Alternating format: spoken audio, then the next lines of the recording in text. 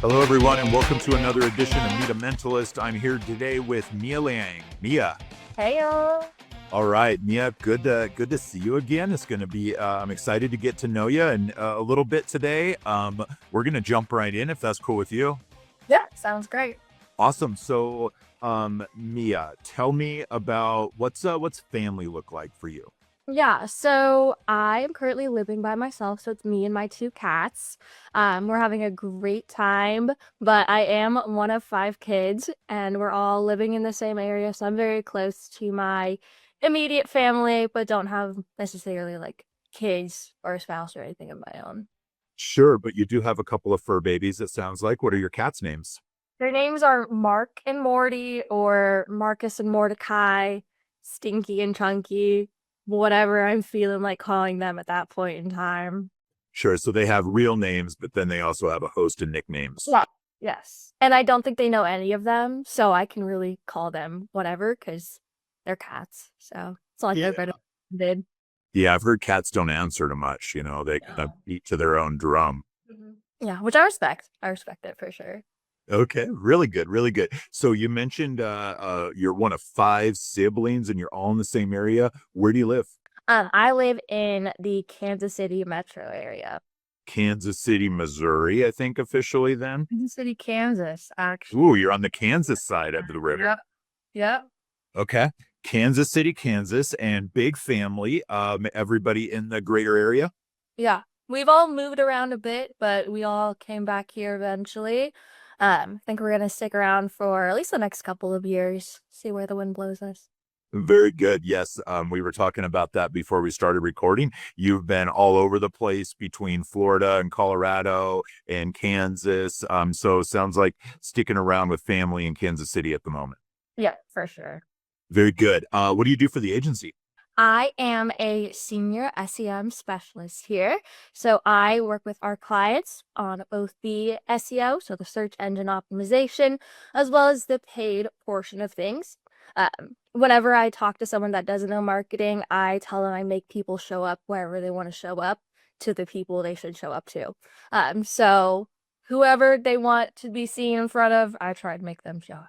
Very good. Helping our clients get found online. And I think the paid and advertising side of that, there's a conversion element to that too, right? We want them to raise their hands, fill out a form and generate a new lead for our clients. Yes. For sure. Yeah, a lot of our clients are very lead focused, lead driven. So a lot of our paid efforts are around that as opposed to more brand awareness. Sure. And I heard something about targeting like the right people. It's not just like spread your ads all over the place and have everybody in the world click on it and spend a bunch of money. There's a bit of targeting in your strategy. Yes. 100%. Yeah, we try and target the right people at the right time to take the right action, and then get our clients new leads and hopefully they turn into customers. Yeah, it feels like there's an art to that, but there's also a lot of science to that. Very data driven, I believe, in your world. Yeah, 100%. And that is what originally drew me to marketing was that it is very creative, but also very analytical. And you can kind of use both the left and right side of your brain at once to try and come up with the best strategy for your clients. Love it. Very good. How long you been doing this? How long you been in the industry? I have been in the industry since I was 18, so almost 6 years now. I originally was a marketing intern at a small startup in San Francisco. Moved out there 2020, fresh out of living in high school, I guess. And then, yeah, I've been in it ever since. Awesome. 6 years, literally since high school. You went right into the industry and have been learning and growing and achieving ever since. I think that's fair to say. Yes. Pretty much, yeah. Very cool. So speaking of cool, tell me something cool project, client, initiative. Like what have you done that's really cool and dynamic recently? Yeah, for sure. A big initiative that I've been working on is reporting and dashboards for our clients. We used to use Google Looker Studio primarily and a lot of text and words, but we've been using a lot more dashboards within HubSpot, as well as integrating it with, Google Sheets, Google Looker Studio, really customizing it to each of the client's wants and needs, and then taking that and showing it to all of our new clients. So seeing the reactions has been really fun as well. Just having them be excited about something new, something more data driven, something more visual in particular, so that they can really see the data in movement as opposed to just a static number. Very good. Couple really important points there. I heard innovation, modernizing our approach to reporting. I heard a really good visualization, but I also heard that sort of trend data, not just a static number of this is where you're at, but a little bit of comparison to point in time, like month over month, quarter over quarter, something like that. So you can really visualize the growth and improvement of our campaigns. Is that right? Exactly. Yeah, we have um, down to week over week data, but we also will get as grand as year over year, quarter over quarter, really just depending on what our initiatives are at that moment, as well as what the client wants to see. So we make sure to customize it, but also that it's data that the client is actually finding valuable. Yeah, and I think people's perception is like if I'm advertising in Google or Meta or somewhere else that I need to go there for the reporting. But what I heard also is connecting that back into HubSpot. And once you get all that reporting connected into HubSpot, that just really opens up your ability to visualize it and also really quick filters for some of that point time. Yes. Yeah, 100%. You don't have to go jumping around platform to platform, adding up click or impression data. It'll aggregate all of it, make it one pretty dashboard, as well as lead syncing. So you could have contacts come directly from LinkedIn, Meta, or Google, and they'll sync directly over to your CRM. And it just makes it way easier for us, but also for our clients.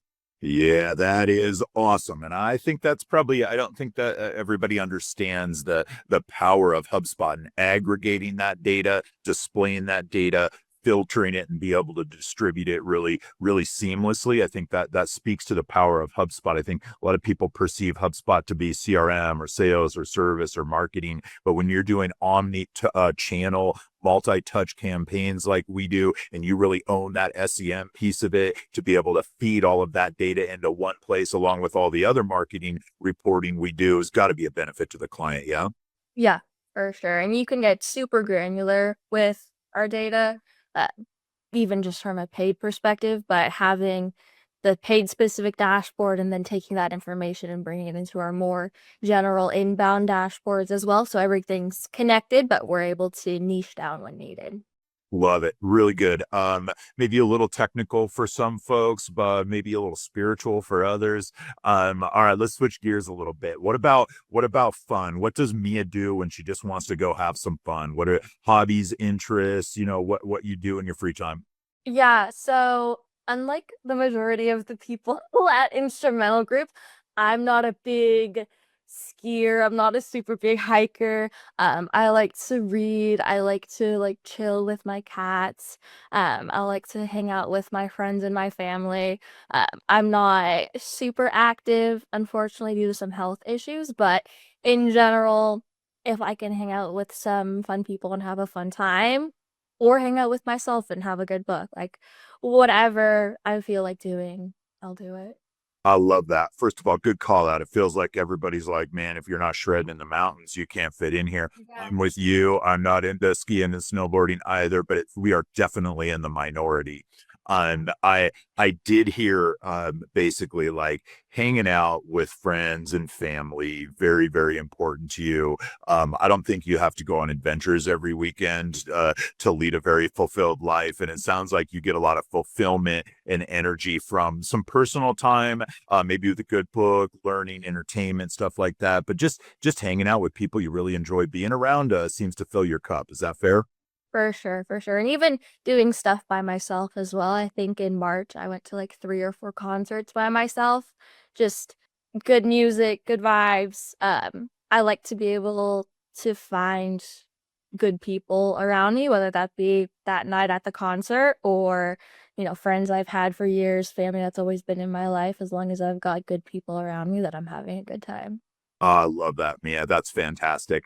I'm very good. So you know how we close these things out, something inspirational, maybe some sort of quote or something like that that you draw energy from. What do you got? Yeah, 100%. So, like I said earlier, I'm big into reading, and I recently read The Dead Poet Society, and a quote from that book is, "You must strive to find your own voice, and the longer you wait to begin, the less likely you are to find it at all." And I think because I did start on my, I guess, marketing journey so young, I had to kind of force myself out of my introverted shell and really push myself to find my voice, and I'm very happy I did.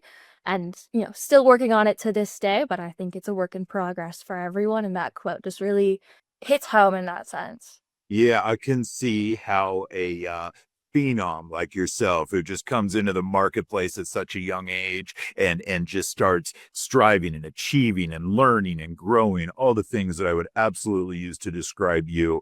That quote must really resonate. And go give me that quote one more time to close us out. Of course, of course. You must strive to find your own voice, and the longer you wait to begin, the less likely you are to find it at all.